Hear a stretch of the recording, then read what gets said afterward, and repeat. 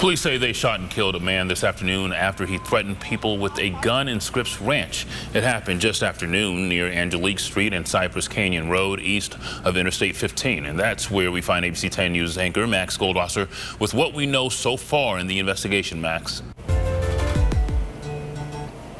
Wale, the scene has died down significantly, but what a scary one it was earlier this afternoon for people who live here and tell me this is normally a very safe neighborhood, but not the case earlier this afternoon. As you said, just after 12 p.m., law enforcement says a man was threatening people with a gun before he was shot and killed by two officers with the San Diego SWAT team.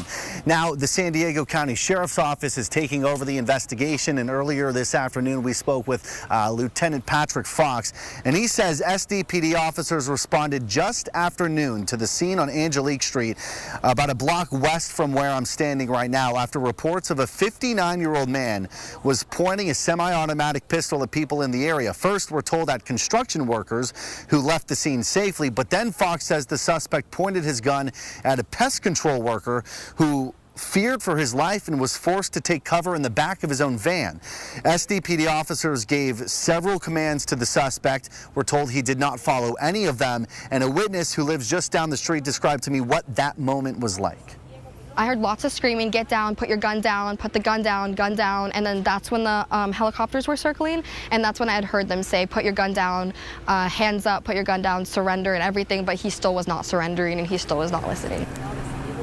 It was at that point when SWAT arrived to the scene, and as they were attempting to evacuate victims from the area, the suspect approached with his gun, and Fox says two SWAT officers fired their weapons at the suspect. The suspect died at the scene, and that was all at 1:05 p.m., so about an hour after all of this began.